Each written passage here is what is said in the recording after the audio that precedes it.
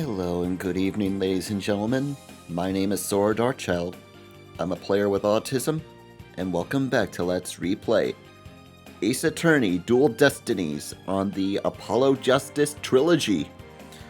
Last time, we had just completed... we had just started episode 3 of the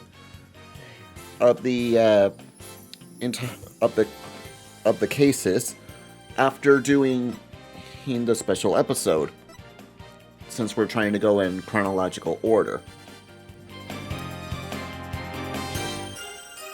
As the case starts, Phoenix, Wright, and crew has been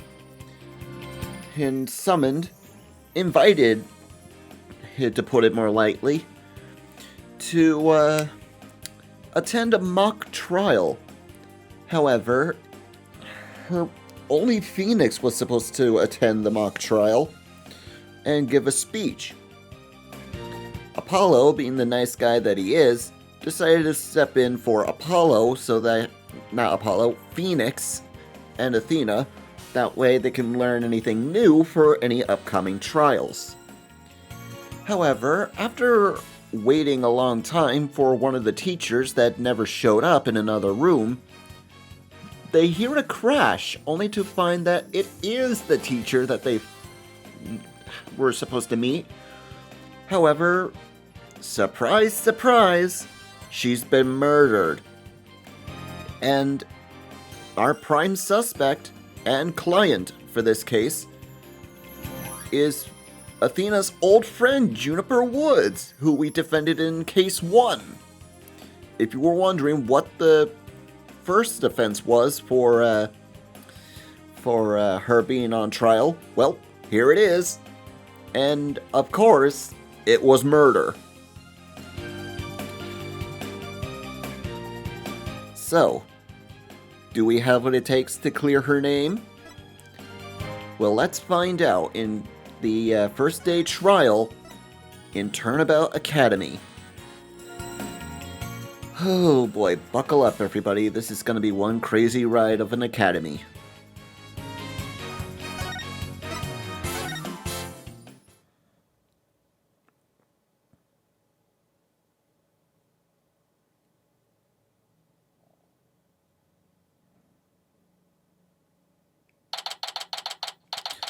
October 25th, 2027, 9:47 a.m. District Court, Defendant Lobby Number 3. My butterflies have butterflies in their stomachs. So, what's it like to have your very own case for the first time? My heart hasn't reached this fast since when I ran a full marathon last year. If this keeps up, you might get a lawyer's high. You who know, like a runner's high? Relax, everyone's nervous their first time. So, my fears weren't unfounded. After all, today's prosecutors is so terribly brutal and willing to use any means necessary to win a conviction. There's that the ends that justify the means concept again. Now that I have come to this, we have no choice but to fight fire with fire. The ends justify the means. I wish he'd stop saying that. That's your method, Professor. I'm going to defend Juniper in my own way. But Miss Sykes, just yesterday you told me, as a lawyer, what is it that you treasure beyond all else? That's an easy one, Professor. Seeking justice for my clients. But if this trial proceeds in the same manner and ends in the same way as the mock trial, would you not lose everything you worked so hard to gain? Well, I'll just have to make sure that doesn't happen, then, won't I? My, but aren't you a stubborn one? Well, I suppose you will have to learn of your own inefficiency the hard way.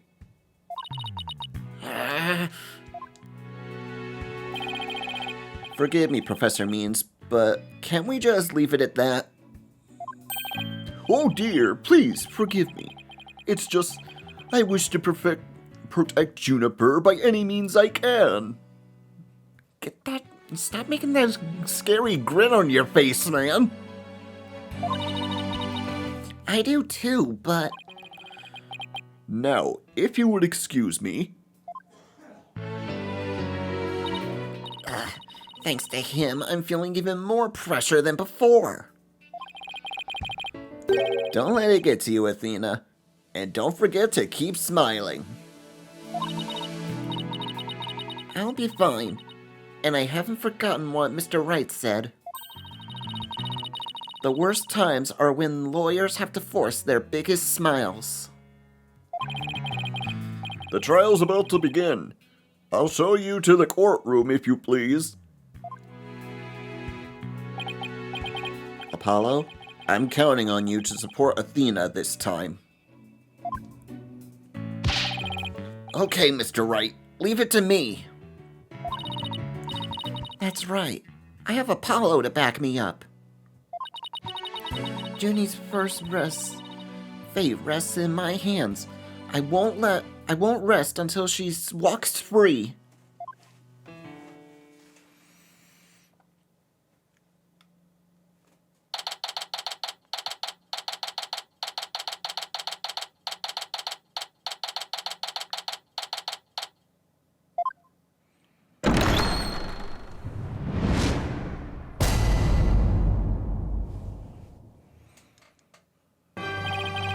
Court is now in session for the trial of Miss Juniper Woods. Athena Sykes, defense team leader, is ready, Your Honor.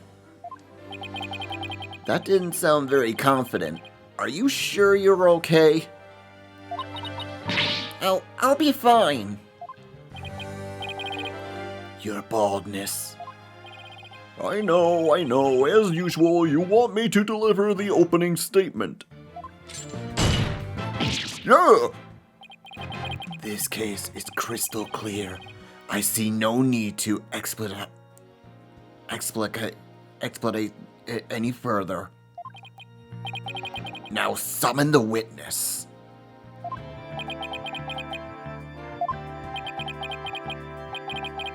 Is there something the matter? Please do share your baldness. Whatever gave you that idea? Bailiff, please call our first witness. And now we don't even get an opening statement.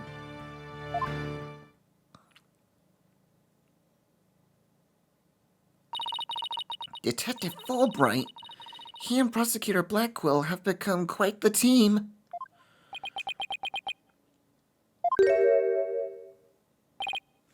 Oh, right. The case brief. Leave it to me. Yes, let the detective in charge, everyone's favorite friend of justice, explain. What was that just now? It's like he and Blackquill were totally in sync. Well, I don't think they're capable of mind melding, if that's what you're thinking.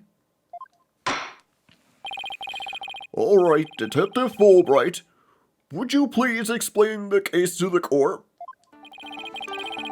Professor Court's body was discovered on October 24th at approximately 2:30 p.m. She was murdered with this all I have here. The victim's blood and the defendant's prints were both discovered on it.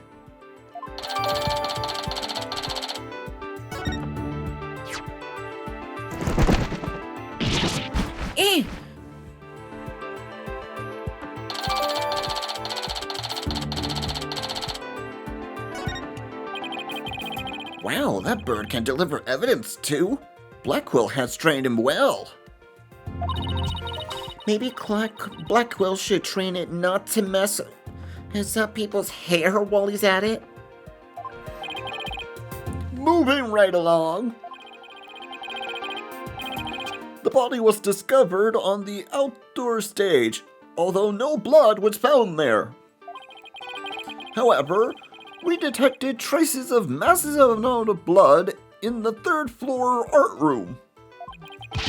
In short, the murder took place in that art room. So then, the body had been moved from the art room to the stage? Precisely! And there is one more piece of irrefutable evidence. A recording made by the tape recorder that a school paper reporter hid in the art room. It captured a female voice screaming, "You're a goner!" Watch this? You have such a recording?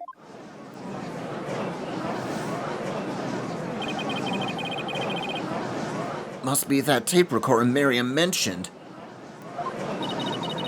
But why is this the first we've heard of a death threat at the moment of the murder? Shh! Silence, please! I would like to play the tape for you now.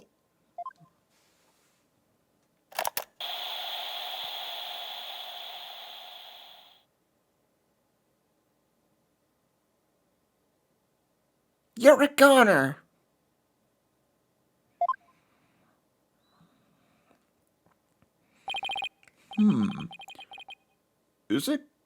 It is quite hard to hear. But the voice does sound female.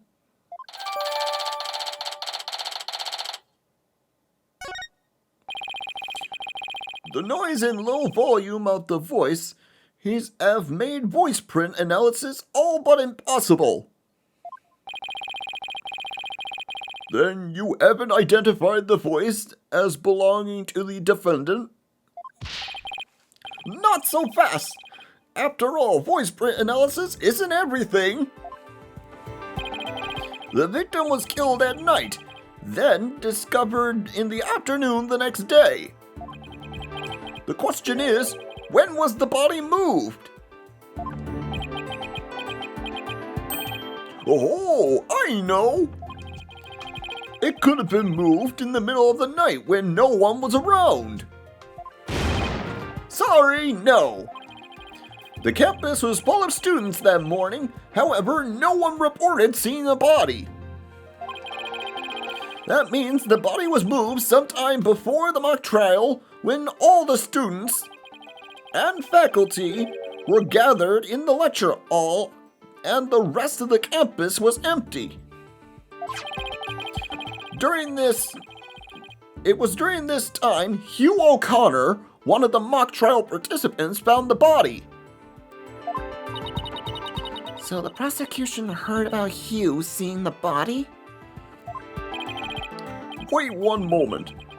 If all of the students and the faculty were gathered in the lecture hall, then there wouldn't be anyone who could have moved the body. Have no fear, for there is always an exception. An exception? The 3 mock trial participants were standing by in individual dressing rooms.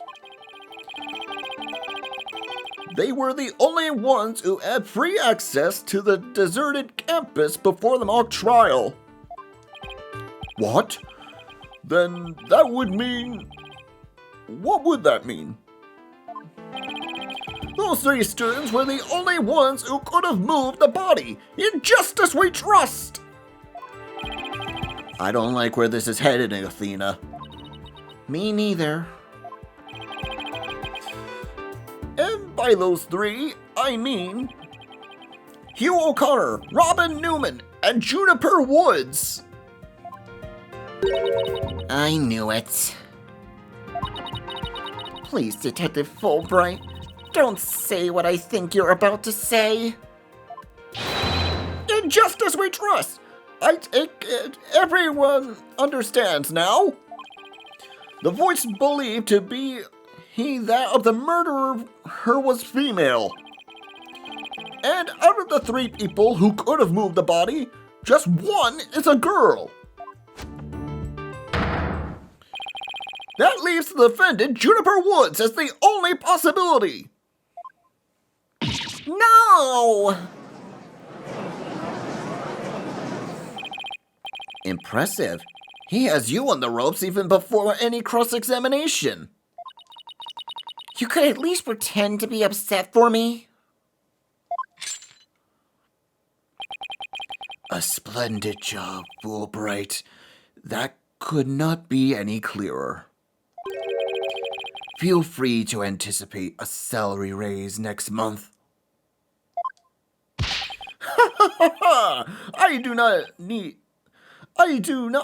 I don't do this for the money.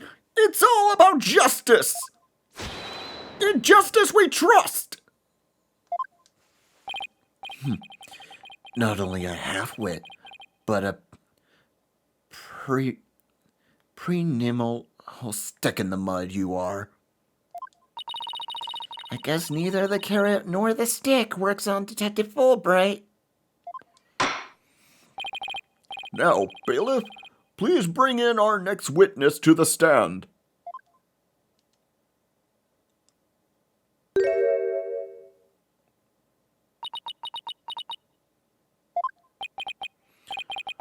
So, our first witness is a cardboard box?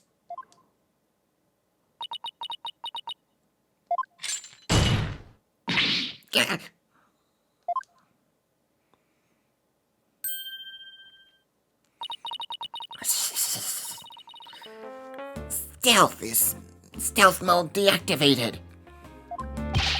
Oh my, the box has hands! Smile, Your Honor.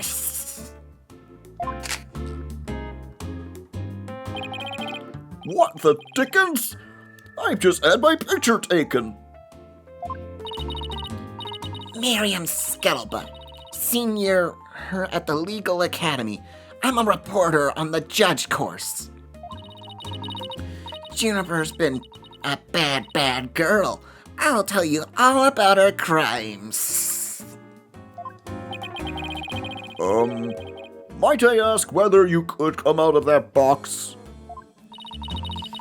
How will I get any more scoops if I blow my cover? So the answer is no. After all, covert action is an undercover reporter's bread and butter. But testimony from a faceless witness is highly irregular.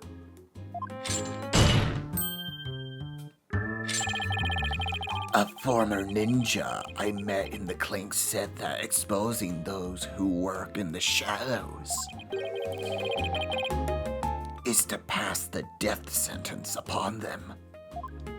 Oh my! I have never thought of it that way. Very well. If it would spare a life, I'll make a special exception this time. From a former ninja, huh? Holy Shinto!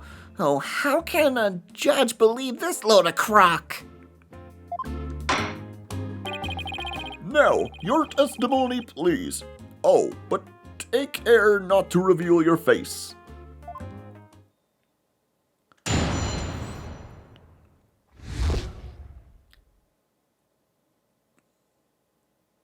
The similarity of the case and the script. The murder happened exactly like Juniper's mock trial script.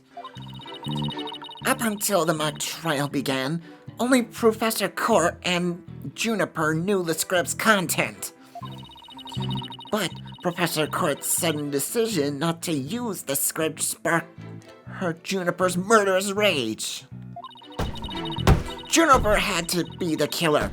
She has a motive, and the murder is just like her script. The murder is just like her script? Could such a thing be true? Compare her script with the murder case and crime scene photos. Then you'll see.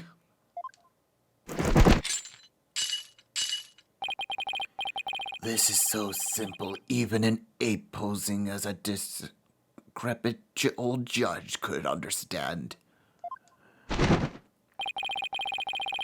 Only the victim and the defendant were privy to the script, ergo, the defendant is the killer.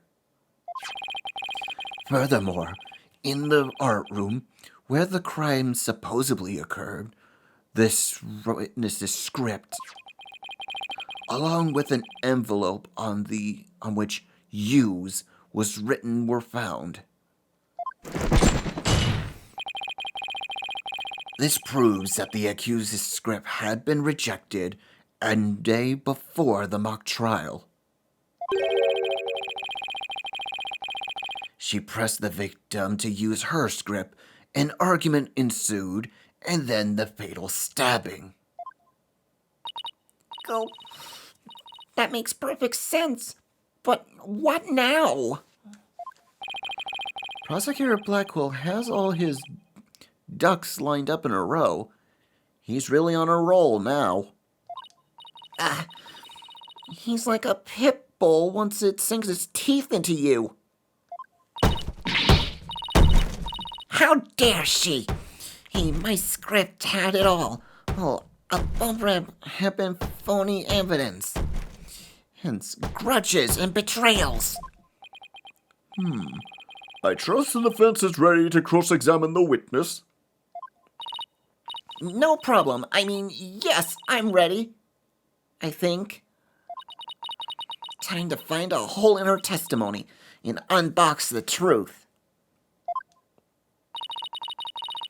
I've seen it done over and over.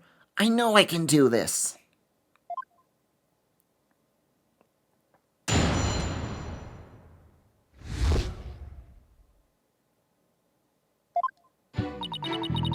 The murder happened exactly like Juniper's mock trial script. There must be places where the script in this case diverge. Don't sweat the details. That kind of stress will give you wrinkles. Objection! I'm not worried. My skin is fair as silk. Objection! Indeed, you are quite fair. Fairly desperate. Objection! What did you just say? Black will really turn that one around on you. Whose side are you on? Hurry up and think of a clever comeback. Whoa, easy there, Athena. Now you listen to me. The two cases do indeed have their differences.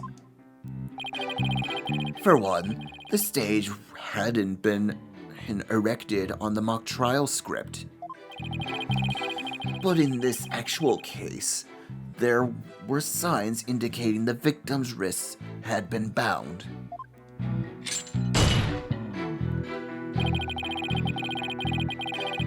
With such differences pale in comparison to the hosts of similarities. In any event, replicating the crime scene without knowledge of the script is an impossibility.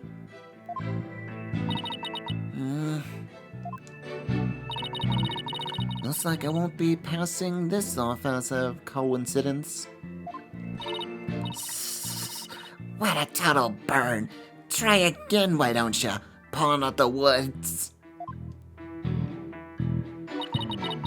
Up until the mock trial began, only Professor Court and Juniper knew the script's contents. Hold it! Somebody could have stolen a peek beforehand. I don't think so. I mean, I tried many number of times. Shame on you, Miriam. crafty she-devil Juniper has eyes in the back of her head. What chance does your average person have if an undercover reporter like me failed? Interesting point. Still, Miss Scuttlebot, won't you get in trouble later for admitting to such an underhanded tactics? Why, I'm pleading entrapment! How is blurting out your own crime entrapment? But you haven't scooped me yet. They were all set to use Juniper's script. But Professor Court's decision not to use the script sparked Juniper's murderous rage. Hold it! How do you know that Professor Court wasn't going to use her script? There is an art room there in the hideous crime took place. An envelope marked Use and Miriam Scuttlebot's script were found. Evidently, the script was going to be used belonged to the girl in the box over there.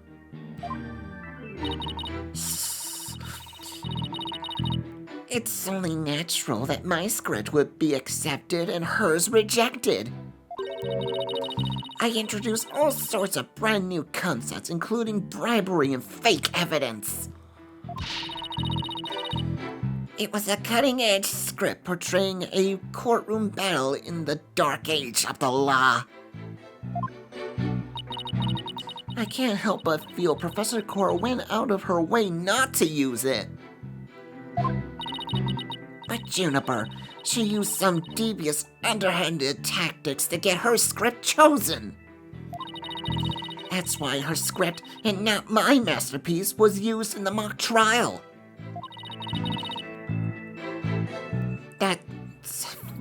How's that for an explanation? Juniper has to be the killer.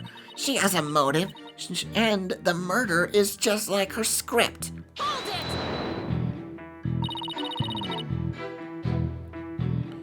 Anyone who saw the mock trial could have recreated the crime. After they saw the mock trial, they could have easily staged the body just like the script. Objection!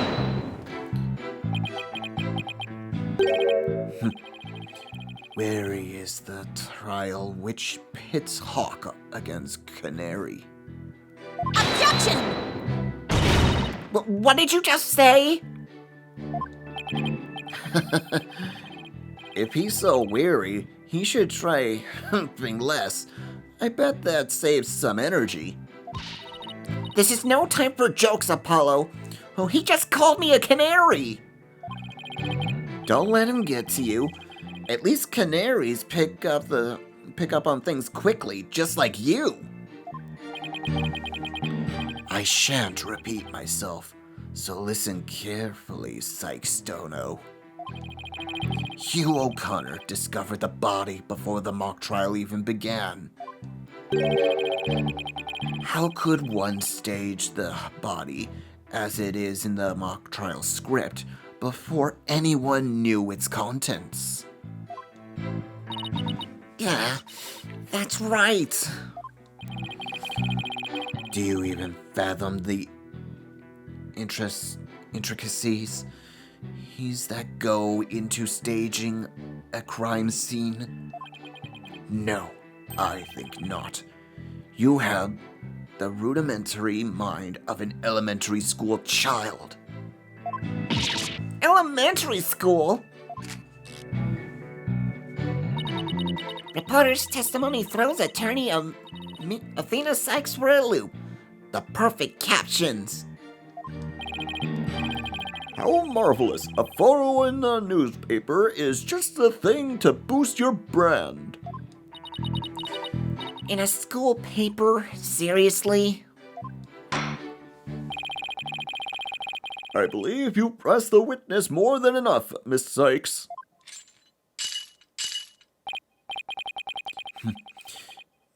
Now do you see how clear-cut my case is?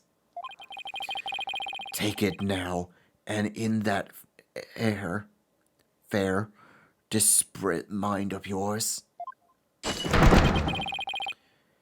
etch it deep in so you never forget. No! No! Even my arguments are thrown back in my face. It wasn't supposed to be like this. What am I going to do? Athena, you should just about have all the answers you've been looking for now. Huh? Think about it this way. If the killer knew the details of the mock trial, would they really commit the crime in the same exact way? I don't follow. Try to place yourself in the killer's shoes. I bet you'll discover an inconsistency if you do. Ah, I get it. Thanks, Apollo. Miss Scuttlebutt, just so we're clear, you're claiming that the killer intentionally made this crime scene just like it was in the script?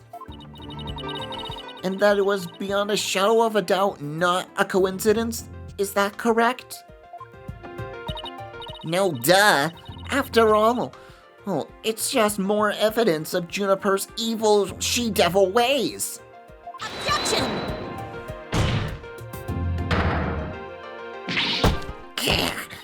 What'd I say? What'd I say? Our client made the crime scene look just like the script, something known only to her. That would be, not just foolhardily, but completely irrational. What do you mean? Yes, Miss Sykes. Please tell this court what you mean by irrational. It wouldn't make any sense for Juniper to mimic her own script on purpose, because it would make her the culprit. The murder scene was the scene as it was in the mock trial script. That in and of itself is irrational. What's wrong with them being the same? Yes, Miss Sykes. Care to explain what you mean? Okay, let's say for argument's sake that Ms. Woods is the killer. If so, then what reason would she have to intentionally make the actual murder mimic her own script? That's easy. She was admitting that she was the... That's right. If she had really done that, it would have been like proclaiming that to the world that she was the killer. So what we actually have here is evidence of someone trying to frame our client.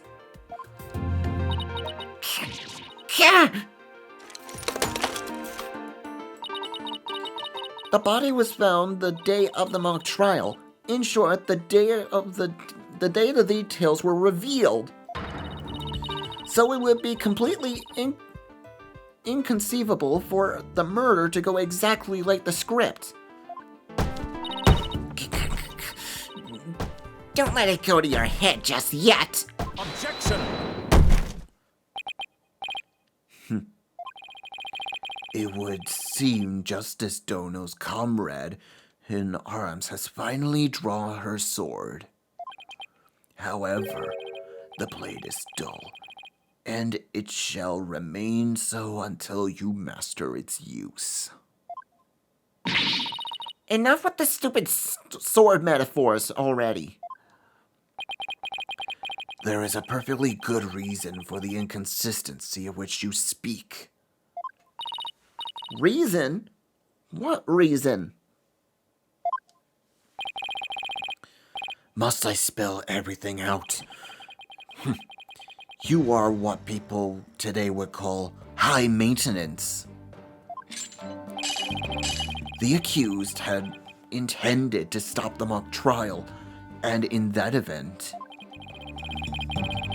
nary a soul would have been the wiser to the similarities of the case in script. Objection!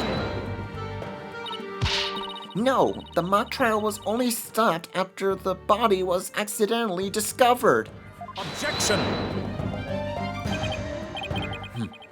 Our witness is here also, who discovered the body.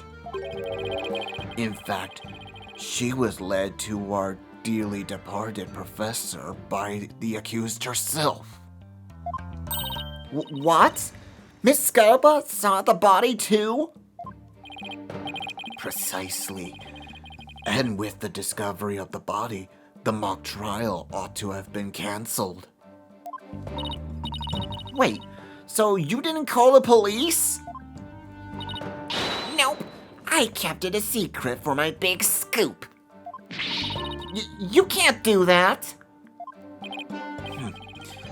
I made her pay long and hard penance for her sin. Did I not, my little box top? Compared to the work of a war correspondent, the sheer terror of that was... Ah! Jeez, I wonder what the twisted samurai did to her. Block all of the holes in her box, and spin her like a top while Detective Fulbright cackled in delight? That sounds more nauseating than scary. Enough jabbering. Witness, continue your testimony. Sure, Mr. Samurai. I'm ready to finish off the she-devil.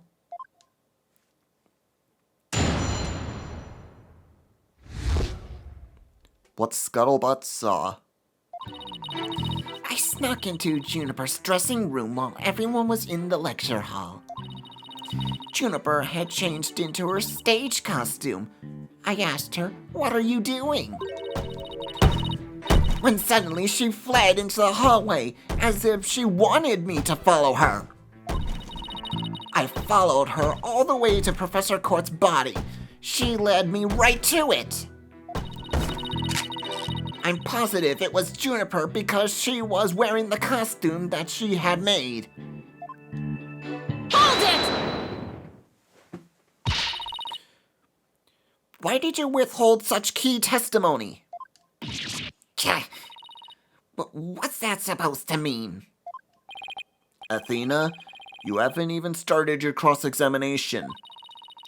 I know, but her testimony points to her as being a potential suspect. Well, I don't think Prosecutor Blackwell is. No, wait, I bet he's already thought of that. The witness left the lecture hall to sneak into Miss Woods' room before the mock trial? That means she too could have moved the victim's body. The prosecution's claim no longer has any ground to stand on. Help!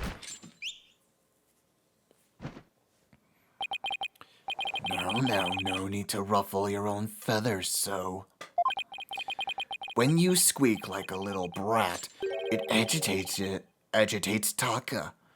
Do you want him to peck your eyes out? No thanks. You listen here. The witness has a perfectly good alibi. Oh yeah, I do. Around the estimated time of death, I was at undercover reporter class. It's right near my home. Undercover reporter class? The proverbial whole rug has been pulled from under you. The witness could not be the killer. The defense must look before leaping, or at least make sure the rug's secure to the floor. I tried to warn you. Oh, Well, there ends the cross-examination. Let's allow the witness to step down. huh? No, wait a minute. The defense has no right to cross-examine the witness after that little spectacle. For whatever a man is sowing, this he will also reap. Why can't he just say reap what you sow? Very well, if the cross-examination is over, I suppose the witness may go home. Perhaps spend some time in her lovely box and recover from today's stressful events.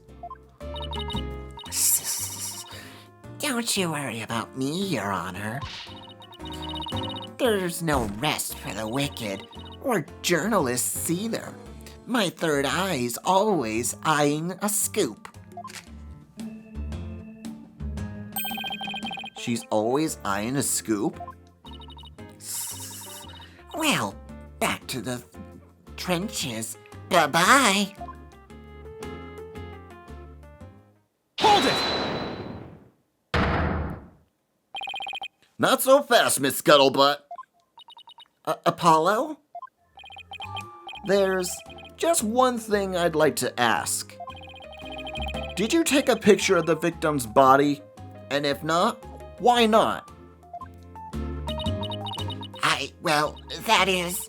No, I didn't take one.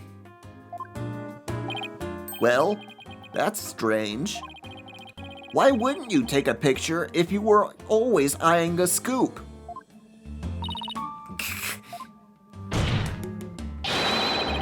Did you or did you not really see the victim's body?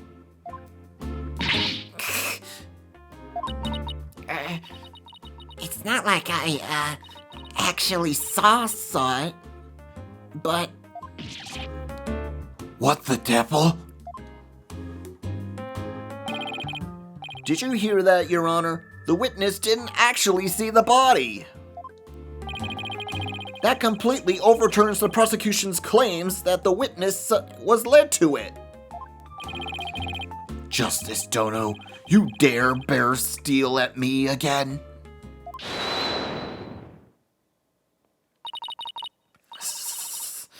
Nice try, Boy Wonder. So what if I didn't see the body? The fact remains that Juniper led me there. Feast your eyes on this.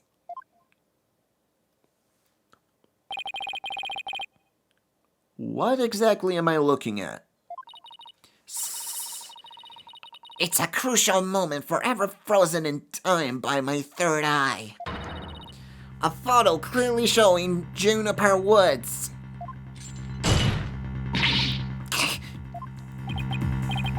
Why did you not tell me of this? It's a shocking scoop. I was saving it for the right moment. And that would be now, right here in this court. Surprise!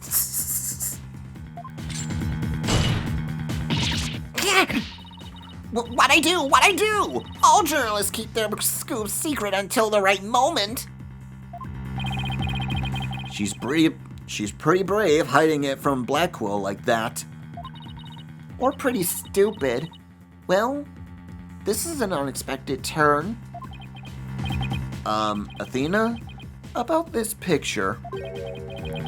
See how it only shows the back of the subject? So then... Right.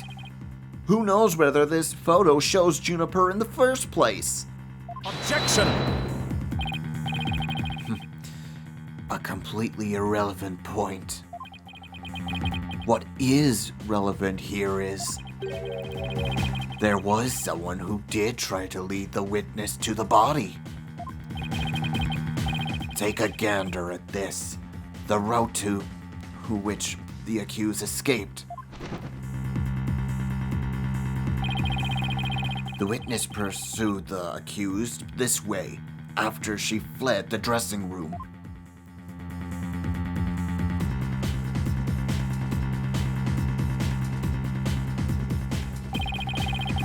The accused descended the first floor and exited the quad. Then what? Cretin?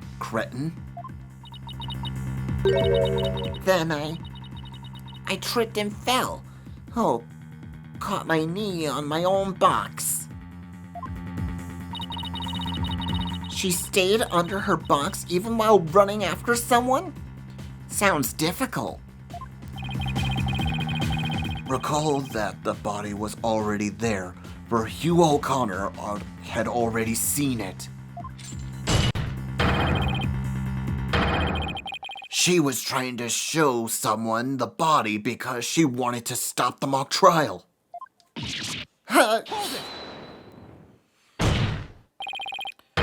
But if the facts have changed, that's all the more reason to cross-examine the witness.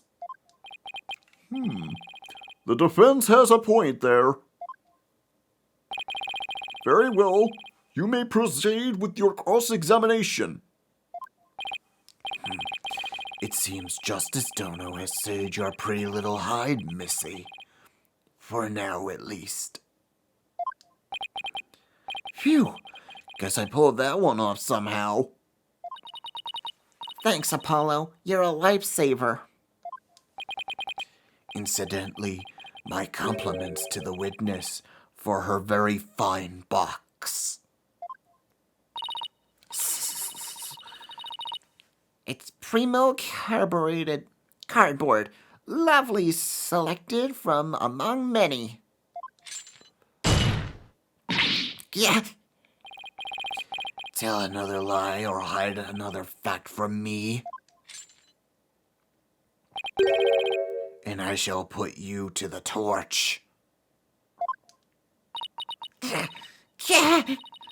Please, anything but that. I think it would be more eco-friendly to recycle it, but that's just me. All right, Miss Sykes, you may cross-examine the witness.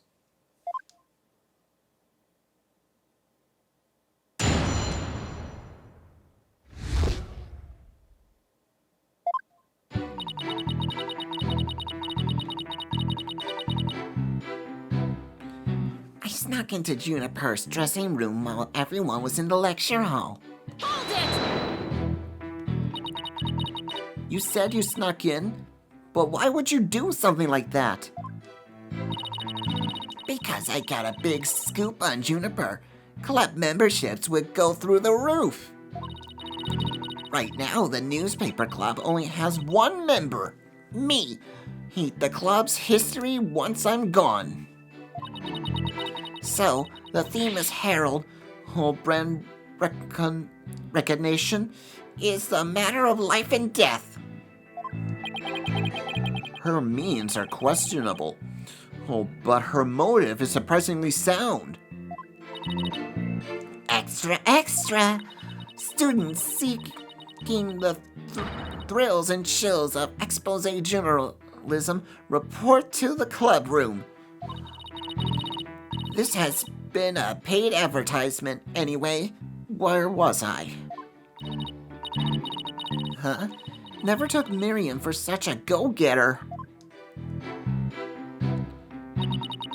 Juniper had changed into her costume, whom I asked her, "What are you doing?"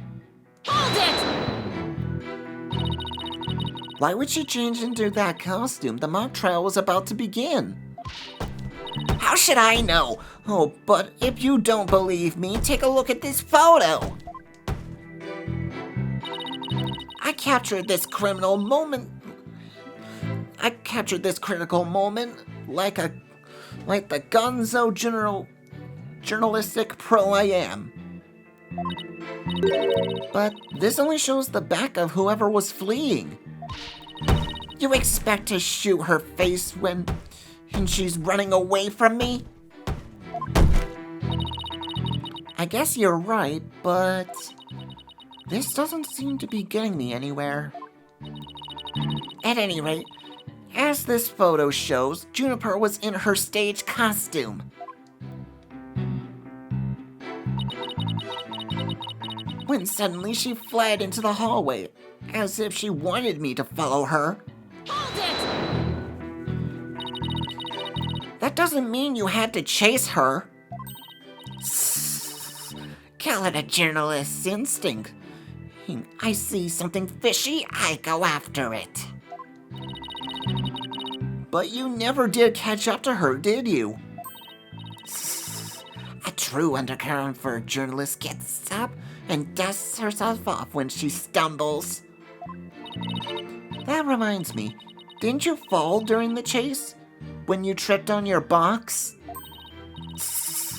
A true undercover journalist is always ready to stumble over a great story.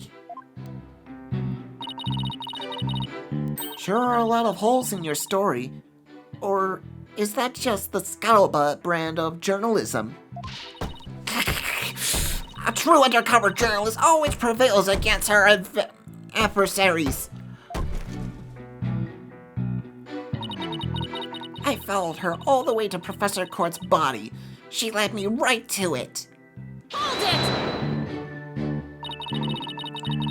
What would our clan have to gain from leading you there? The accused had employed her self-penned script as a manual for murder. Ergo, she had to stop the mock trial before the script's details became public.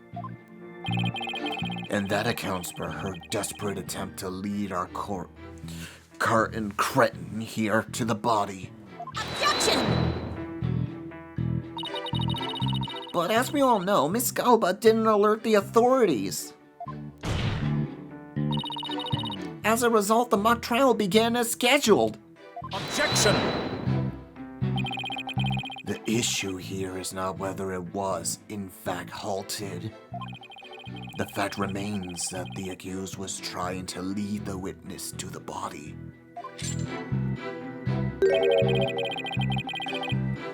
Does that not show clear intent to halt the mock trial?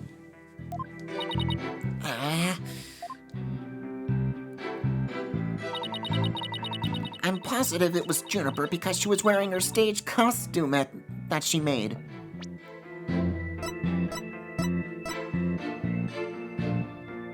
Objection! Miss Scuttlebutt had sole basis for identifying our client as the figure in this photo is the fact that it shows someone in Miss Woods' stage costume.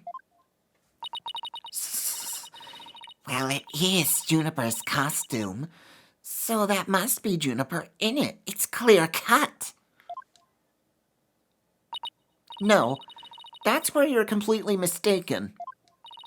What? This is the design drawing for our client's stage costume. Oh my, what a wonderful creation. The constellations are extraordinary. I'm glad you noticed, because those stars were precisely what's important here.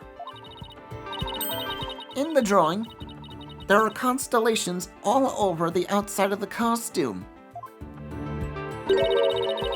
But there's not a single star on the costume in this photo. Oh, then that means, what exactly? Your Honor, there were no other blue costumes at the scene, which leads me to believe that the figure in the photo was wearing our client's costume inside out. But why would Miss Woods make a mistake like that? Well, it's not really a matter of why, but rather, who made the mistake of putting on the costume inside out? Wait, you're not suggesting... That's right. I'm glad you're catching on. The costumes designer wouldn't put on her own costume inside out. Ka!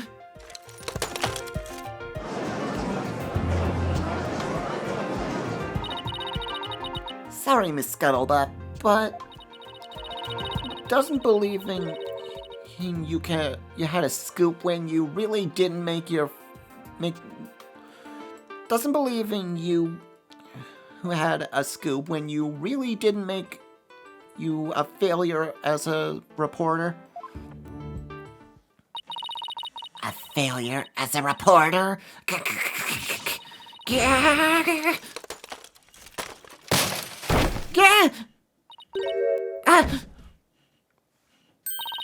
Why, hello there, Miss Scuttlebutt. So nice to meet you. Meet a woman beneath the box. You didn't see nothing. Objection!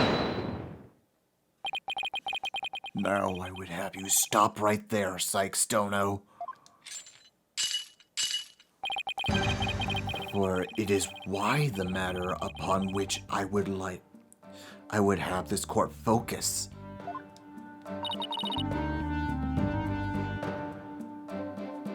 What do you mean? Miss Juniper Woods, Yes? what were you doing on the morning of the mock trial? I was in my dressing room, painting my costume in fluorescent paint. Fluorescent paint? My design drawing shows twinkling stars on the costume. I was going to make the costume shimmer like that by painting inside fluorescent.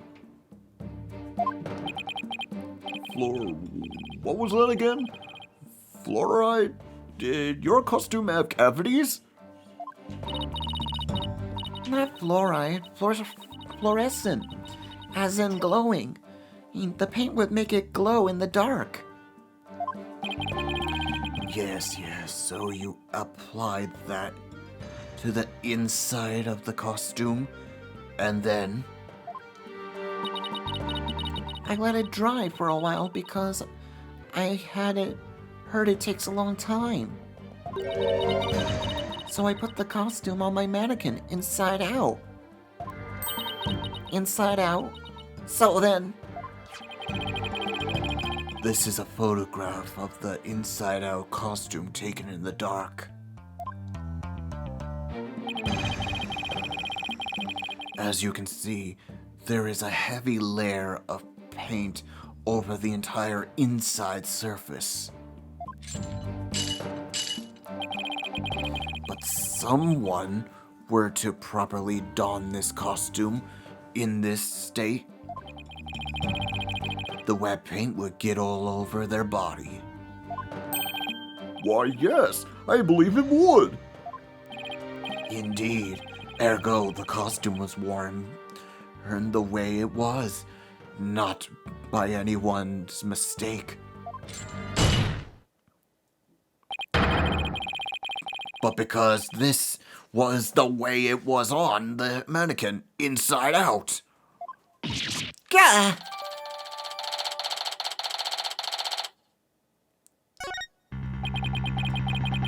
Figures he would have a photo. Did we just fall into his trap? Yeah, I bet Black Quill had it all planned out. Still, I think you should give this photo a nice long look. Oh, please tell me you found something that doesn't add up. Check the chest area. It kind of looks like handprints to me. Hey, you're right. But Junie would know better than to touch it while the paint was still wet. Objection! I believe the term to describe your thought process is wishful thinking. After all, if Master paints mistakes, if master painters make mistakes, why not rank amateurs such as the accused? Objection! So basically, you're saying my claim requires evidence to back it up. Evidence? That shouldn't be a problem, right? After all, you've come this far. Just because I've come this far doesn't mean I've thought everything through, though. What? You mean you're just bluffing? But what did you expect me to do? I'm sick of losing to this guy. But you're right. There's only one thing left to do at this point.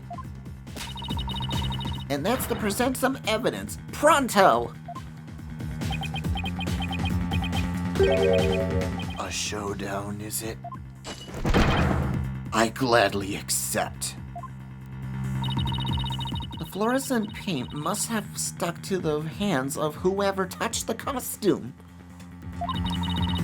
And that paint should glow in the dark places. So I just need to carefully check every last piece of evidence. This piece of evidence shows who touched the costume.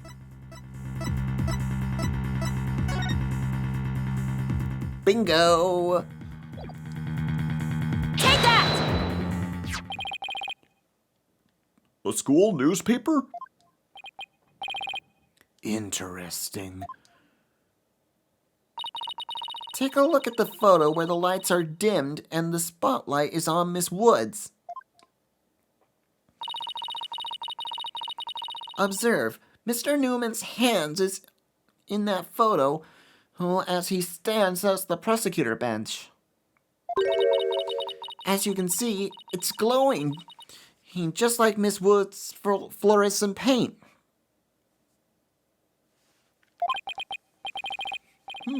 It is glowing.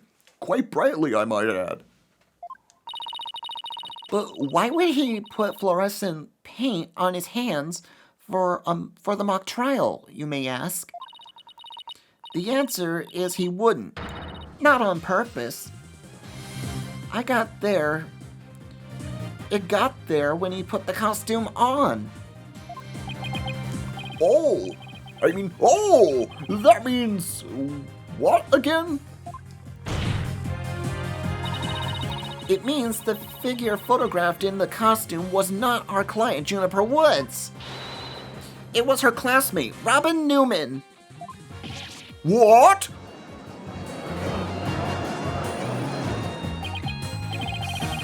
To think you were actually able to prove that.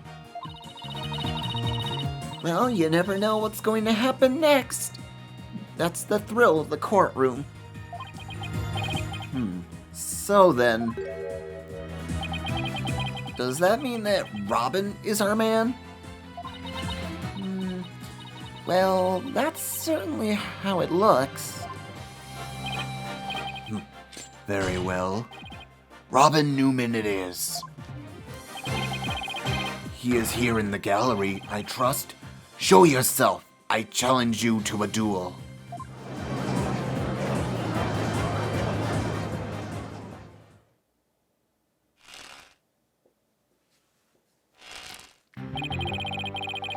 Will the witness please state his name and occupation?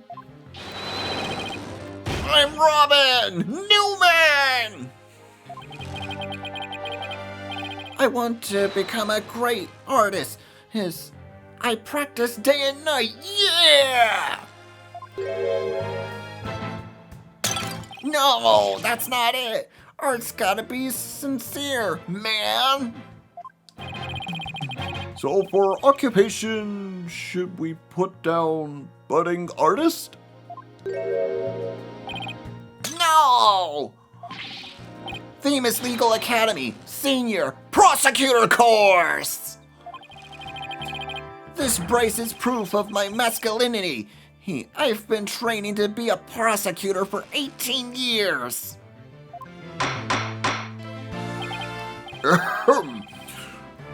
I assume you will be cleaning up the powder you smashed before you leave today. Ah! Aw, man!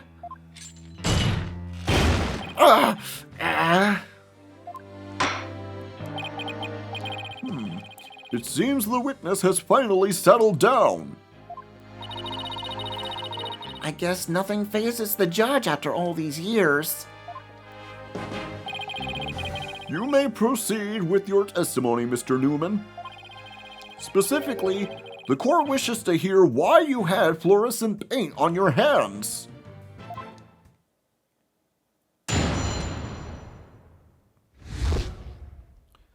Why I touched the costume. I went to see Juniper in her dressing room, but she wasn't there! When I walked by the furry costume, I was like, whoa! The mannequin it was on, it was about to fall on me! I got that paint on me when I caught it! But I never put it on! That's just stupid!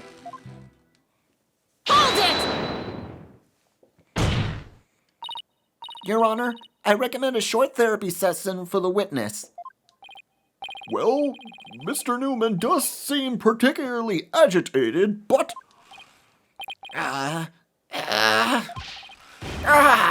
No! Not again. What's his problem? I sensed the moment Robin took the stand. The discord in his heart. So you think he might be hiding something? Probably. You ready, Mr. Newman? Let's see what the mood matrix can do for you.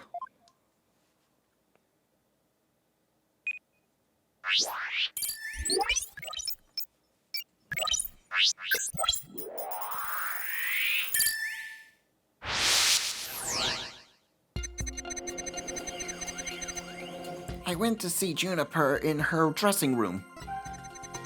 But she wasn't there! When I walked by that frilly costume, I was like, whoa! Got it! When you mentioned the stage costume, I sensed a sudden, powerful feeling of joy. Would you care to explain, Mr. Newman? Wait, what?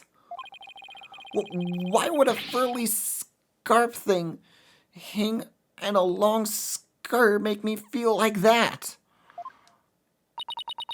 I don't know, but you seem awfully interested in that costume for some reason.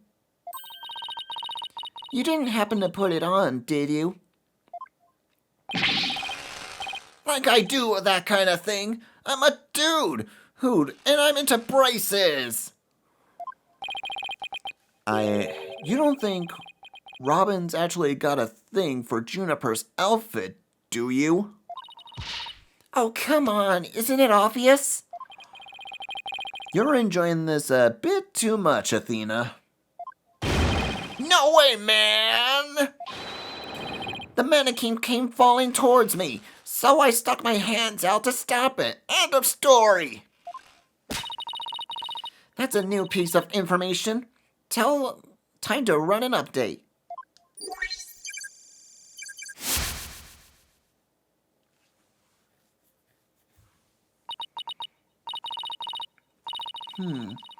Even after that update, something just doesn't feel right here.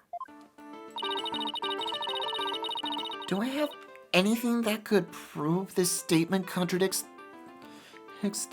what happened? Yeah, we do.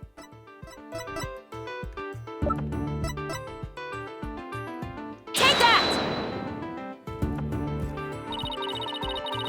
You said the mannequin was falling towards you, so you stuck your hands out to stop it? If so, then the fingers of your hands would have been pointing outwards like this.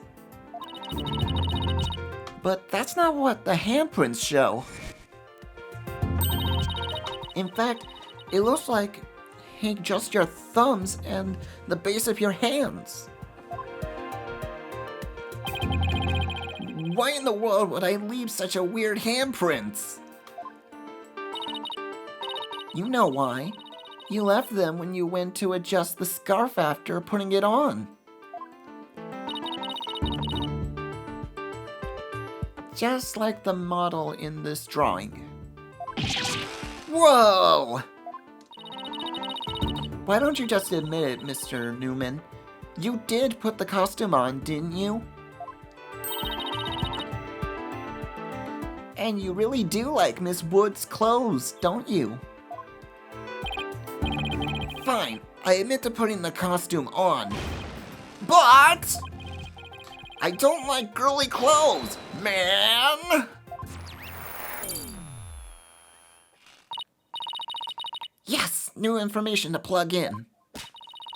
Time for another update.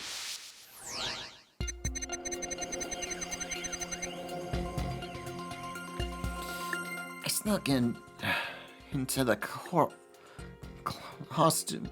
I snuck in knowing the costume was there. My heart was pounding even though I'm a guy. Got it! There, another emotion that doesn't fit. So what? You're really starting to get on my nerves, man. Mr. Newman, you got excited when you put the costume on. But you also felt sad? Who cares if I felt sad? It's no big deal!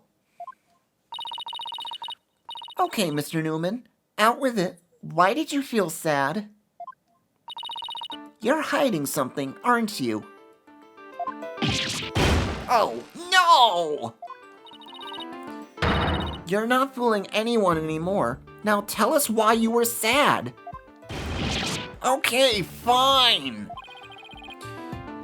If you're gonna be that way, I'll tell you. The reason I felt sad is... No matter how much I dress up, I'll never be as pretty as Juniper.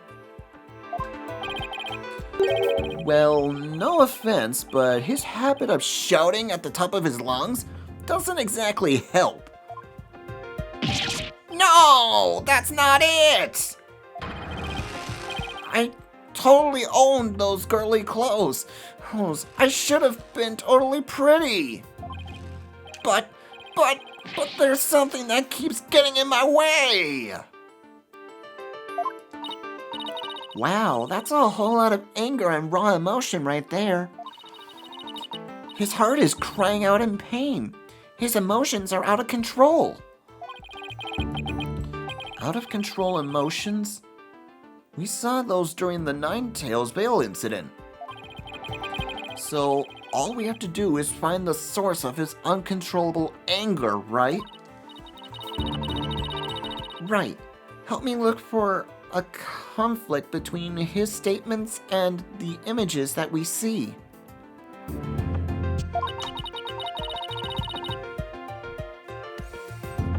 If we can find that, how we can wrestle him away from whatever's tormenting him. Mr. Newman said that there's something getting in his way of him being pretty. Something that doesn't go with girly clothes. But what could it be?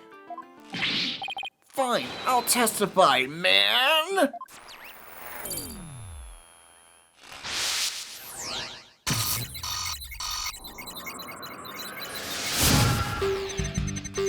I snuck in knowing the costume was there.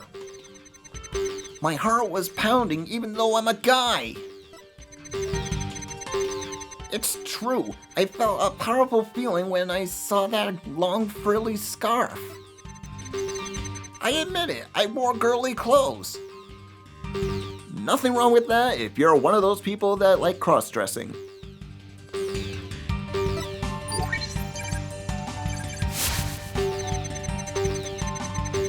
I felt like a diva when I pulled the hood over my head. Got it! Mr. Newman, You feel a great deal of anger towards your brace, don't you? Is that what you feel is holding you back from being as pretty as you think you should be? Huh? What? Mr. Newman, the truth is, you really want to take that brace off, don't you? No way, man.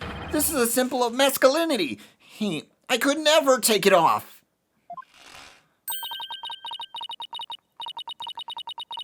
Is it that you can't take it off, or that you don't want to take it off? Aw, man. I should have kept my big mouth shut. This is really weird. He exhibits intense anger towards his brace, which he calls a symbol of masculinity. But he can't take it off, not even when he's trying to look pretty. Could be the root of his complicated relationship with the brace. I have a feeling we're going on the verge of uncovering an earth-shattering secret. Athena, you okay? It seems Robin's still hiding a secret. A big one. Bigger than the fact that he's secretly jealous of Juniper's looks? Yes, at least I think so. No, it can't be! I just thought of something, but it's totally insane. Mr. Newman? What? I'm onto your little secret, and if I'm correct, it's not very little at all. It's huge! This sounds completely insane, but it's the only possibility left. You are a girl! Mr. Newman, or should I say Ms. Newman, you are and always will have been a girl. What? Have you lost the plot, Athena? No, I'm completely serious. I don't have any direct evidence, but that's what Robin's heart is shouting out, loud and clear. Hold it! I still think you've totally lost it. I mean, Robin reeks of testosterone. How could he possibly be a she? I, for one, have never seen a girl who shouts like a maniac all the time. Oh.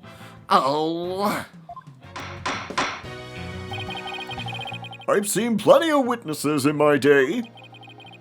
But if he's a she, then she's the most convincing actress I have ever encountered. Therefore, let me pronounce my verdict. Robin Newman, it is without question a man. Oh.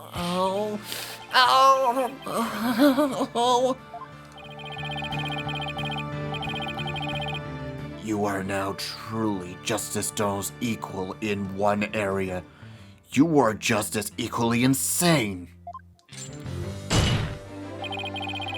Never let the history of this planet has there been a finer specimen of a masculine spirit.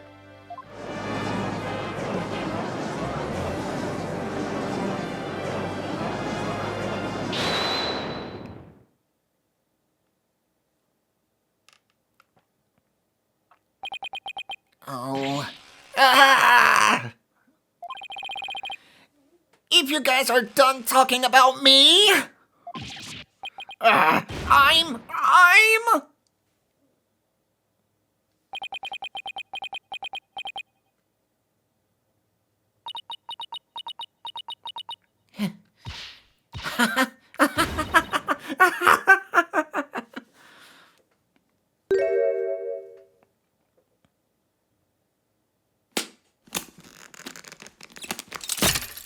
braces are off. Ah! The brace! It's...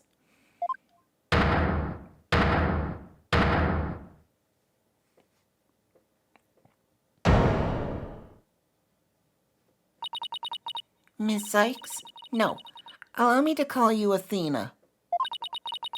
I wanted to keep this a secret at all costs, but no.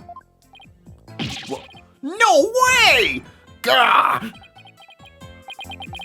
Surely this must be some kind of jest. Nope, it's for real. I'm a girl, body and soul. If you don't believe me, I'll give you a P-E-E-K. Gah! As if.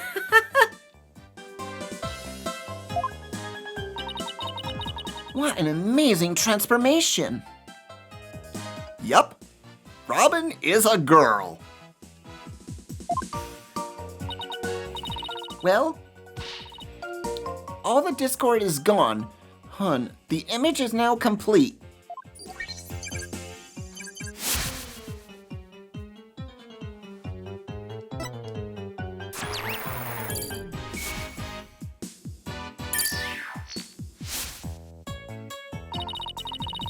I was raised by a boy, as a boy since I was little, and I studied law just as my parents wanted. But now, this living lie, he has had me pinned to the ground. It's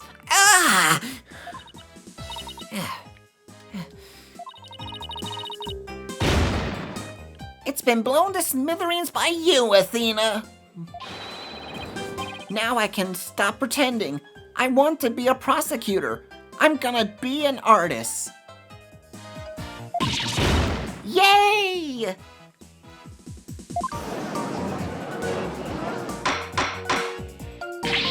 Order! Order! What a shocking development! He really did turn out to be a she! Why is everyone looking at me like that? I feel like a movie star or something. But no paparazzis, please. I value my privacy. Okay?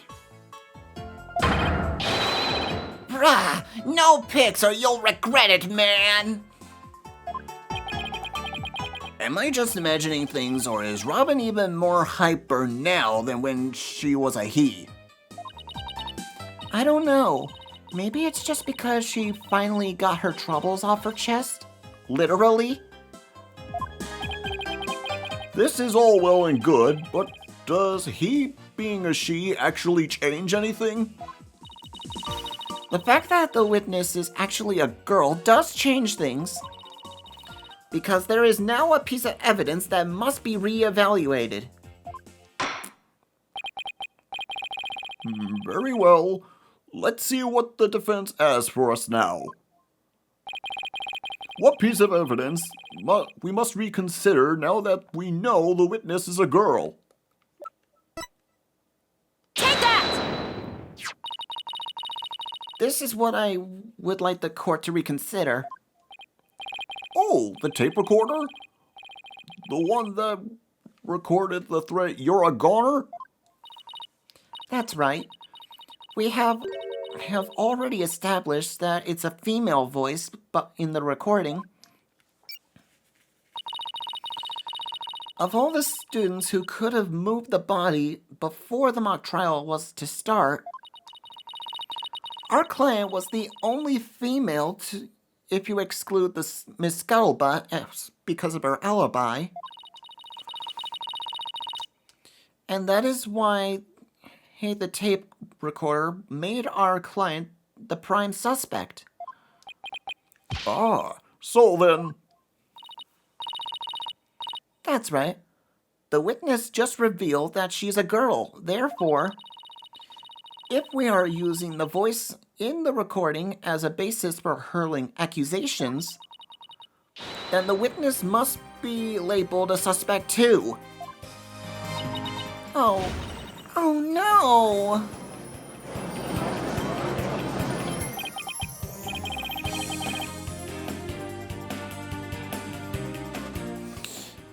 Wow, talk about a sudden turn of events. You've done it, Athena. You found a hole in one of the prosecution's key pieces of evidence. Yeah, but wow, that was a lot of work for a single one. Objection!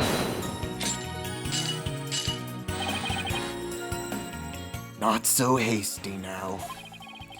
You're forgetting that only one person there was privy to the script. Ergo, Miss Juniper Woods is still the prime suspect. Objection! But Miss Newman hid the fact that she was a girl, both at crime scene and in court. I'd say that puts her in camp suspicious. Hey, that's not nice, Athena. How can you accuse me of being a killer? I mean, I'm just a weak, innocent little girl. Just thinking about that murder makes me... Objection! Suspicious is as suspicious does. Undoubtedly, the witness does have some sort of connection to the crime. Perhaps our newly found lady is merely feigning ignorance. We can surmise that she lent support to the principal offender, Juniper Woods, by leading Miss Scuttlebutt to the body that would make her an accessory to the crime. How can you say that?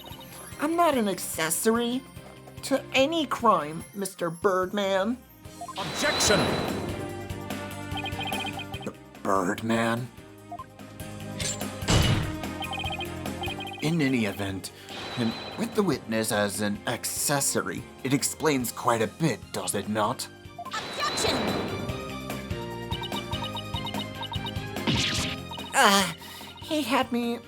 He made it all make sense somehow. And he'll keep accusing Junie unless we can somehow find someone else who knew about the script details. But how could someone have gotten their hands on that kind of info? The only way they could have known was that what was in the script was they heard it from Junie.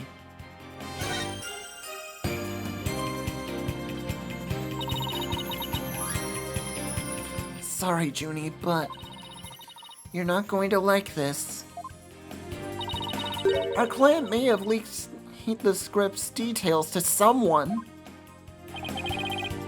What the devil? And I know I shouldn't have, but I revised the script to favor the prosecution. But Professor Court noticed it and immediately changed it back. Miss Woods did not want Hugh O'Connor to win the mock trial. That's why I believe she leaked the details to the witness, Robin Newman. I get it. If Robin won, Hugh wouldn't be able to confess to Juniper. Right. Junie was probably trying to keep their friendship from being awkward.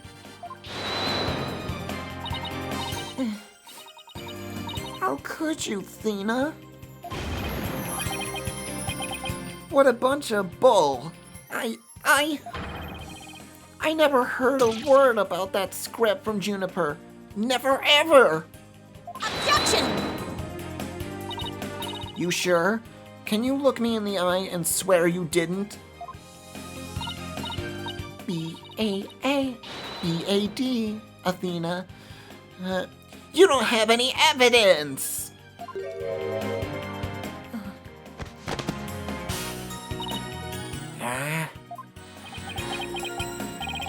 Actually, we might have just the thing. Really?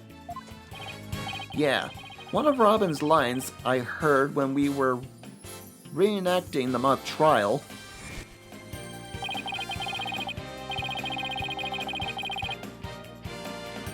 there's a shot of the crime scene. Ironically, it was Professor Court who posed as the corpse. Hair forehead. How did the mock trial participants react to this photo? Mr. Newman was surprised by what Professor Court was wearing. Robin said, "Oh, the green sweatsuit?" S-U-R-E. I might have said that, but So what? well, I think of it this way, Athena. Yeah? Which way exactly? If I told you that I'd be wearing a blue suit today, but then showed up wearing what I've got on now, what would you say? Oh, the red suit? Ah, I think I've got it.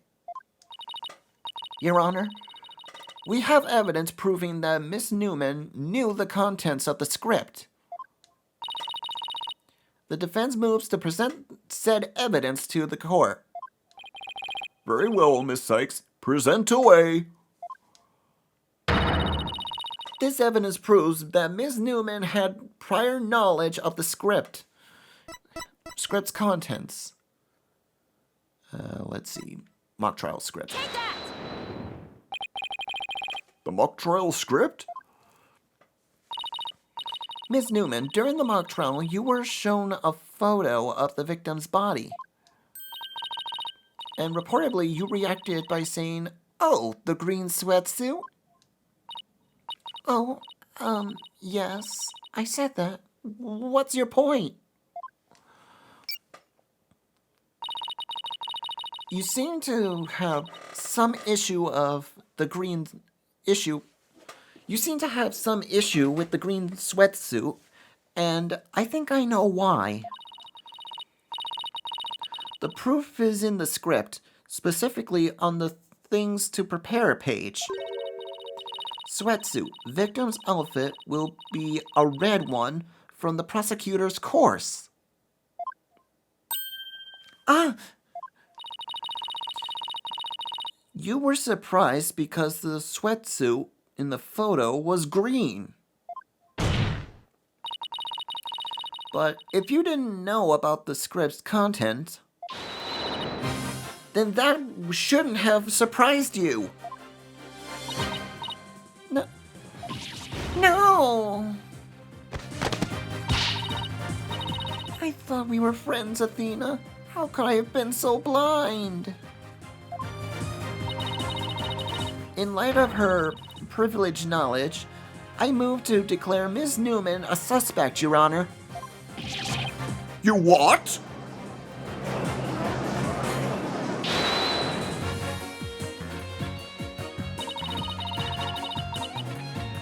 If knowing script details makes me a suspect, then there must be others besides me. I mean, someone else who could have seen Professor Court's notes? Note? What note? The professor and Juniper were working together to prepare the mock trial. The only one copy of the script was made to prevent it from being leaked. But that gets kind of inconvenient, right? You're not seriously going to suggest. Hey, but it's the truth. Professor Court did do exactly what you're thinking. She didn't write down any of the proceedings or truth behind the case. But she did write a note to herself about the props and details about the victim's B.O.D.Y.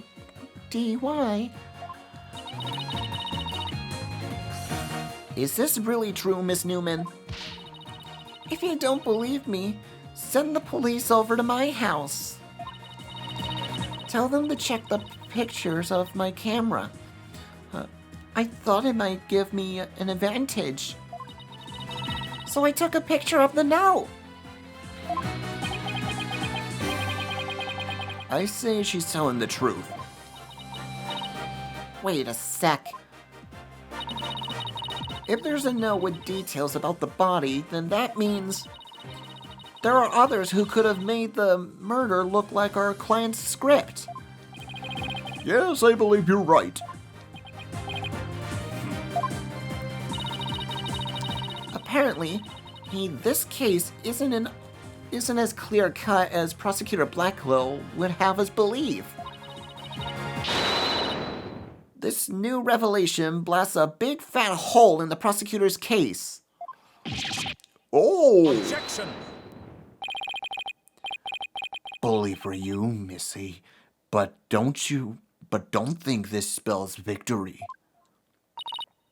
And why not? The battle is still young, and my blade is now fully drawn. Between it and my next witness, your life will be forfeit. So put away your wooden sword and show me what you are truly capable of if you wish to live. You want it? Don't worry, I'm gonna bring it.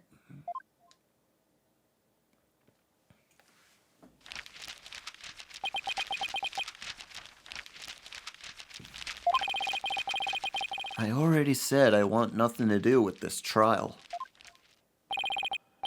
How juvenile. This is not a matter of what you want, or for you will cooperate, Hugh O'Connor. Prosecutor Blackwell, why have you called this witness? You will recall that the day before the mock trial, in short, the day of the murder, the accused testified that she left for home at around 6 p.m. Yes, my notes here do confirm that fact. Right, our client wasn't at school at the estimated time of death, so she couldn't be. Objection! And yet, she was but a fallacious. It was but a fallacious lie. Or am I mistaken, Golden Boy? I have no intention of saying anything more. Now, if you'll excuse me. Hold! I am not through with you yet. It seems the rogue prosecutor has it out for me. Leave, and we just might discuss the you-know-what. No, wait! One little statement and Mr. Cool loses it? What's that all about? I changed my mind. I'll stay and testify. Are you sure, Mr. O'Connor? Word of a genius is as good as gold. Let's get on with it. Hugh O'Connor, senior at Themis Legal Academy, lawyer course. How's that? Just fine. Your testimony then, if you please. You're up against the top of the class now. I'd be careful if I were you. I know Junie would never lie like that.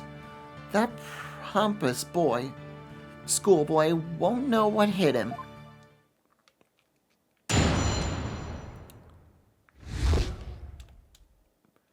Around the time of the murder. To get mentally prepared for the mock trial, I meditated at the archery range until 7 p.m. At around 7:15, I went to the main building before going home. That's when I saw Juniper. We didn't say much as we passed by each other. She seemed her usual self. That's it. Anything else you'd like to ask?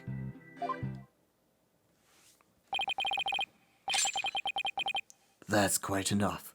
Well done, Golden Boy.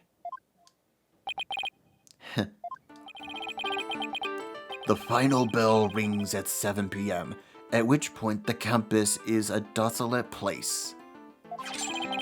Now, you will recall the tape recorder. We know the time of the voice recording. It was 7:10 p.m., the day before the mock trial. That was the dark hour of this heinous crime. Do you have any proof of that? As its final bell, this school plays a special broadcast when the clock strikes 7. A female voice on the tape appears 10 minutes after the broadcast. The killer waited until the school was empty to spring her devious and deadly trap.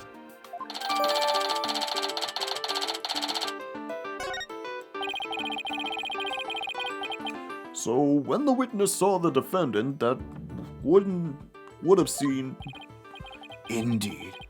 It was 5 minutes after the voice was captured on tape in the art room. Ergo, we know that the accused was still in the main building even after the killing.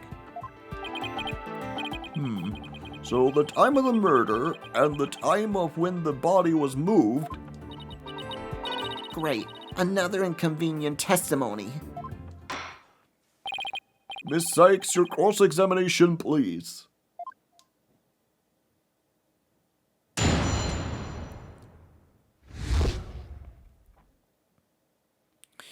And I feel like this is going too long, so I'm just gonna get on with it and choose the right answers.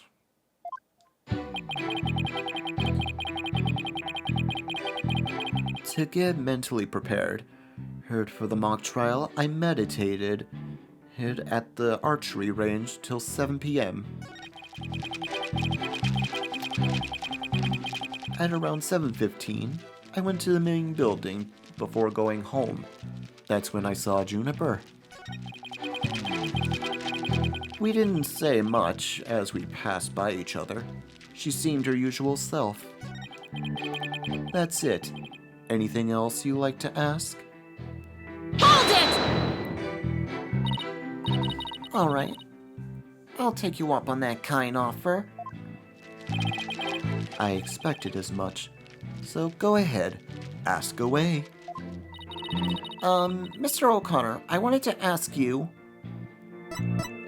how did you prep for the mock trial? Please tell the court what you were doing on October 23rd, the day before the mock trial. That's an easy one. Nothing in particular. Nothing at all? You didn't help with the preparations? You don't get it, do you? I was merely playing the role assigned to me. I left the preparations and the like to others. My job was to be mentally prepared. Junie put her heart and soul into getting things ready, while he just sat on his behind? Or just to reiterate, I spent most of the 23rd meditating in the archery range. I didn't talk to anyone until the school closed around 7 p.m. I suppose a few archery club members did come and go while I was there. But you didn't talk to anyone? Not a single soul? That's right. I didn't say a word to anyone till the final bell at 7 p.m. I see. This is crucial information. Please add it to your testimony. I don't know if you're bluffing, but if you are, you have a pretty good poker face. I didn't talk to anyone until the final bell. I've been meditating alone at the archery range.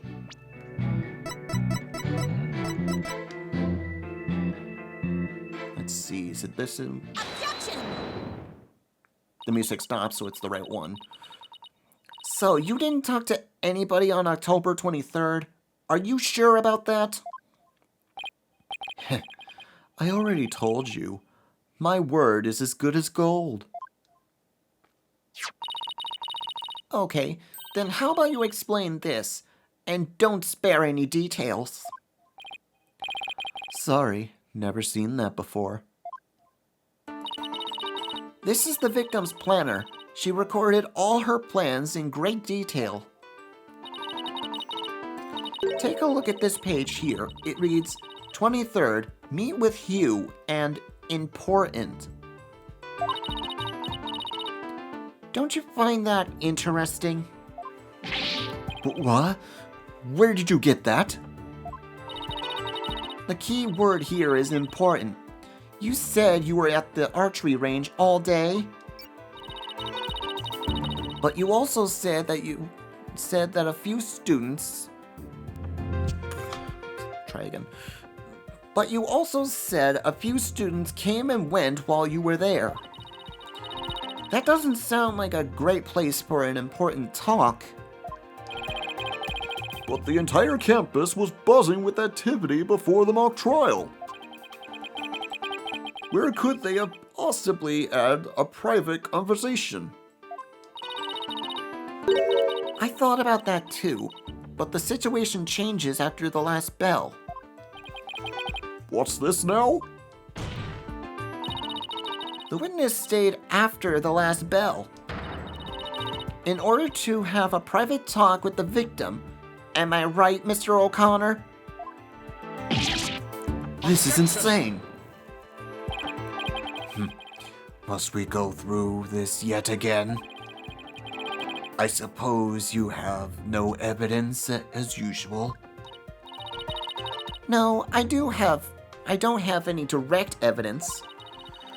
However, the witness was meditating until after the last bell. And he attempted to conceal this private meeting with the victim. First Robin, now me. Who are you going to accuse next? You're just another unscrupulous attorney looking to get ahead. Don't let him get to you, Athena. He's definitely hiding something. I mean, he was supposed to meet with the victim around her estimated time of death. I had my suspicions about Robin, but Hugh seems just as guilty. These three are the only possible suspects after all. Mr. O'Connor, answer me this. Did you meet with Professor Court that day?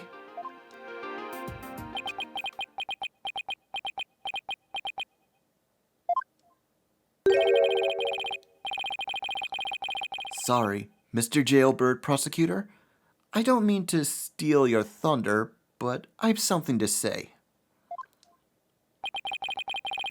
If it will save me some trouble, then by all means, speak away. If you would recall, Miss Sykes, the voice on the tape recorder was female. Knowing that, I'd like you to explain how I could possibly be the suspect. Oh, he has a point. Impressive. Golden Boy here does shine gold indeed. Care to take it? Care to take the reins?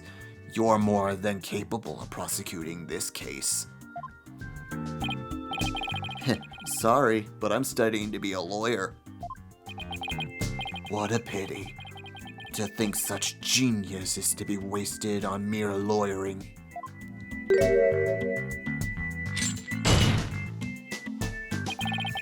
At least, your moment is here. Just like Stono, time to refute Golden Boy's statement. And prove that you're the young prodigy worthy of the badge on your lapel. Could he lay any more pressure on? The voice is unmistakably female, so there's no point in arguing about that. Yeah, you're right. In which case...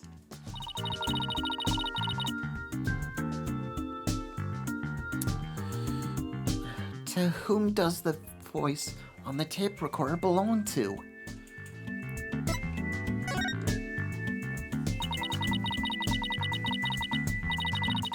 The voice on the tape belongs to the victim. That's the only thing that makes sense. Objection! Are you mad? The voice on the recording says you're a goner. That is something a murderer shouts at their victim, not the other way around. Yeah, that is a problem. You're a goner. You're a goner. You're a goner. Athena? You're a goner. You're a goner. Hugh O'Connor? Corner? Hugh O'Connor? Wait a second! Whoa, Athena, you're scaring me here. You're scared? I'm terrified for even coming up with this! With what? Prosecutor Blackquill, you wanted to know if I am worthy of my badge? Well, I'm about to show you why. Despite my age, I can wear it with pride. Oh? Then can I take it you won't be changing your argument? Still, it stands that it's a bit odd for the victim to be yelling, "You're a goner." I agree, if that's what the victim was saying, but it's not. I assume you have something to back up your assertion, Miss Sykes. Not exactly, but you don't have to add fuel to his fire, Your Honor. If it is indeed Professor Court's voice on the tape, then she was shouting because she was...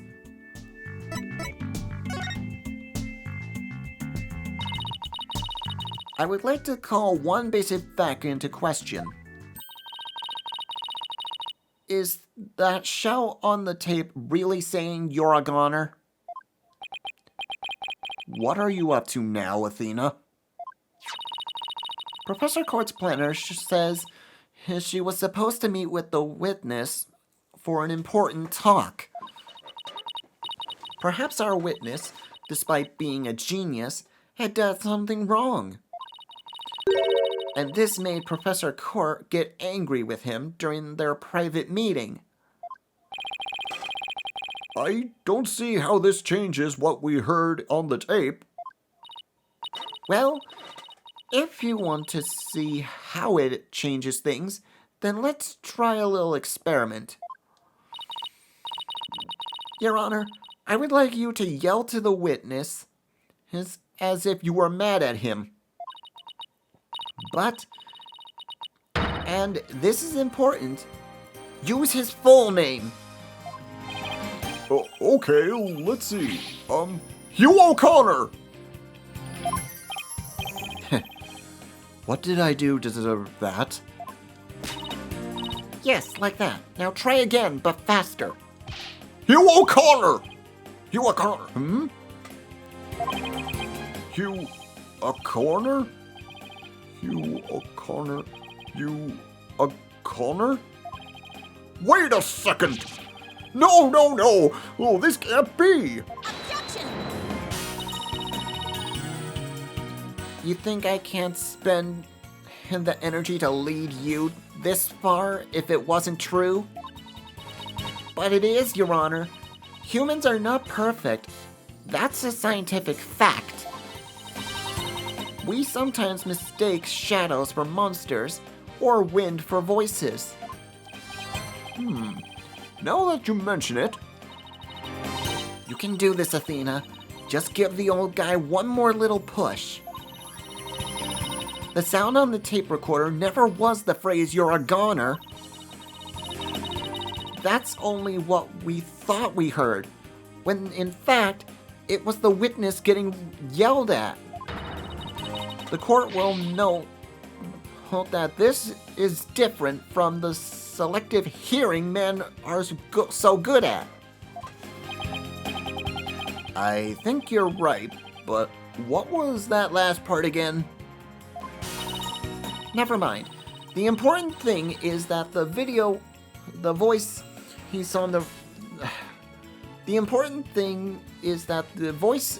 that was recorded isn't our client's.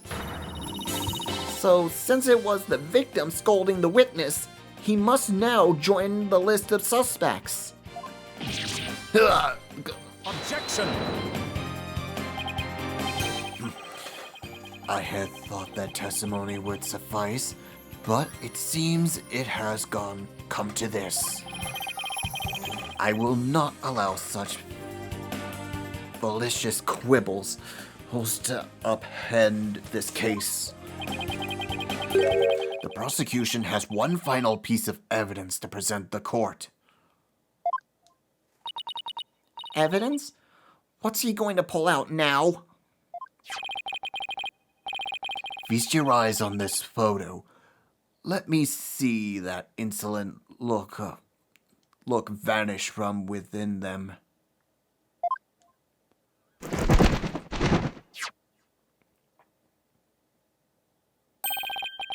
Let's see here. Oh, it's a picture of the defendant and the victim. The photograph shows professor and student preparing for. Oh wait, that's Blackwell. The photograph shows professor and student preparing for the mock trial. Wait, was this taken in the art room? The room where the murder took place? Indeed it was. But the revelations do not end there. Do you see the clock on the wall? It reads 7:05, a mere 5 minutes before the voice was recorded on the tape. What? The accused brutally stabbed the victim to death 5 minutes after the photo was taken.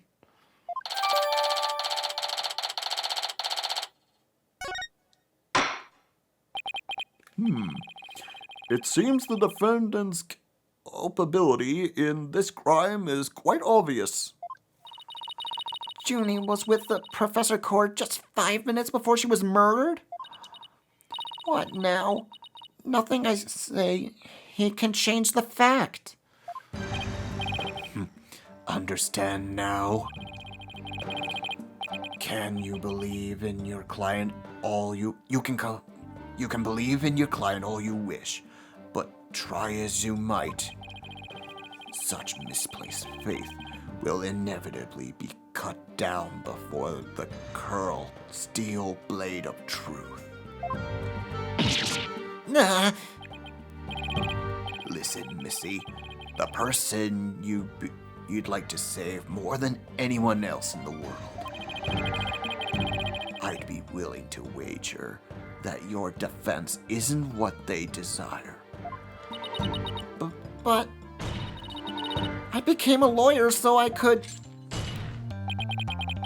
You still fail to understand?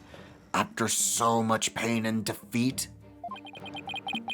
The courts are not the play yards of little children dressed as lawyers. So before you break your back in failure, run along home and grow up.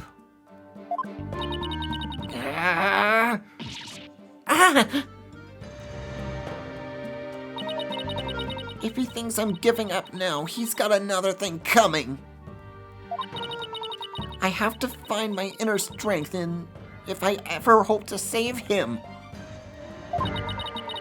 But I can't think of any way to strike back. The worst of times are when lawyers have to force their biggest smiles. That's impossible. How can I smile under these circumstances, even if I'm forced it? This is badder than bad. Who knew Blackwell had that one waiting in the wings? Why didn't the Twisted Samurai just present it at the beginning? Wait, maybe this was his real plan? He was just trying to show me how weak and powerless I am?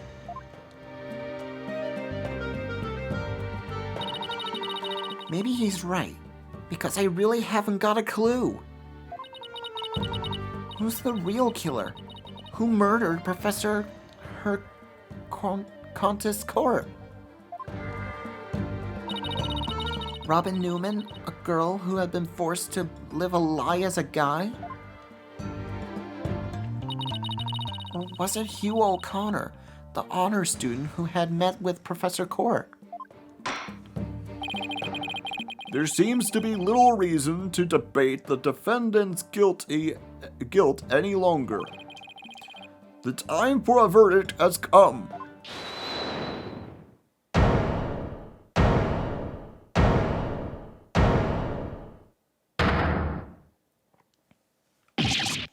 No! Oh, that's not gonna happen, man! What's the meaning of this? You can't interrupt a judge about to hand down a... Maybe, but false verdicts are a no-no. What? Miss Newman, please explain yourself. Juniper's not the killer. I know because I know who the real killer is. You do? You know who the real killer is? What is she up to now? Yep, I know because the real killer is... me.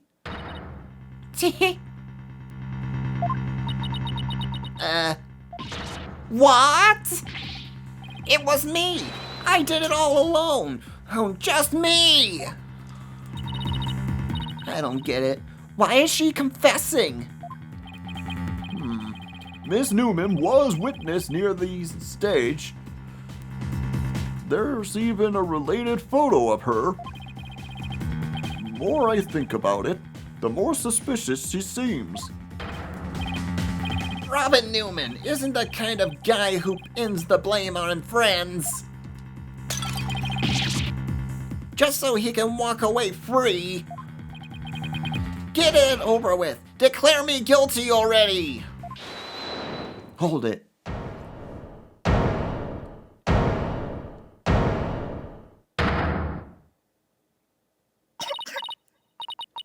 Please, wait. Juniper, what are you doing? Thank you for all you've done, Thena. But you'll have to forgive me. I can't let my friends take the blame any longer. Junie, no! Don't do it! Hugh and Robin have done nothing wrong. They have absolutely no connection to this case. The real killer is me. I alone am responsible for the entire crime. What? Junie, you know that's not true. Hurry up and retract that statement. I'm afraid it is true. Forgive me, Thena.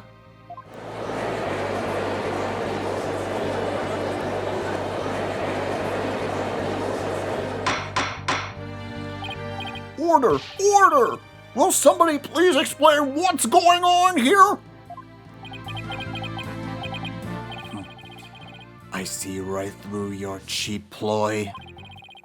School rules state that a prior conviction terminates one's eligibility to graduate. A guilty verdict here would make whatever dreams one had to go up in a puff of smoke. Oh, I wasn't aware. Even meek little mice will fight when cornered. A pitiful spectacle, I might add. These vermin are trying to protect each other now that they've nowhere else to run. Protect each other? Wait. So, was Robin trying to protect Junie too? If so, then the real killer is...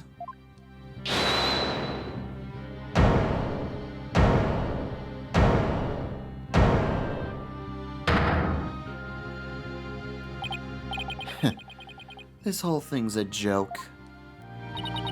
Uh-oh. Now it's Hugh's turn. What? What is going on with kids these days? I know what just crossed your mind, Miss Sykes. You think I'm the killer, don't you? Wow, he really is a genius, even though he even knows what you're thinking. I think it's about time I told the truth. And I'll even get right to the point. It was me. I did it. Wait. What?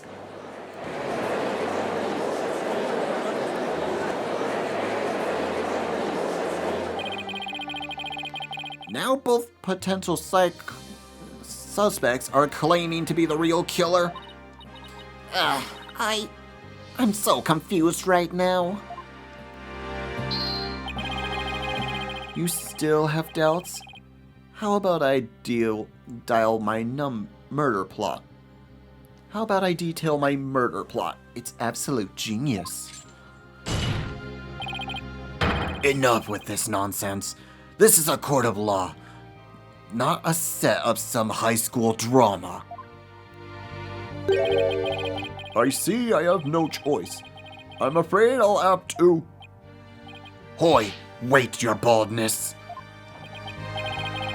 I'm sorry, Prosecutor Blackwell, but I'm in no position to hand down a verdict just yet. I am hoping that the defense and prosecution come up with some airtight evidence. That is why I am giving you both the rest of the day to continue investigating this case. Pinch me. I think I'm dreaming. Fine, do as you wish. This brings today's proceedings to a close. Court is adjourned.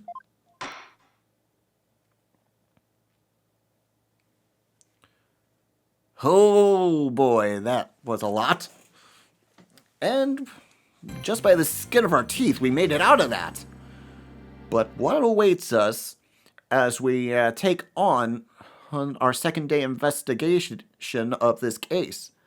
Find out next time for Let's Replay Ace Attorney Ace Attorney Dual Destinies. I hope you enjoyed today's episode.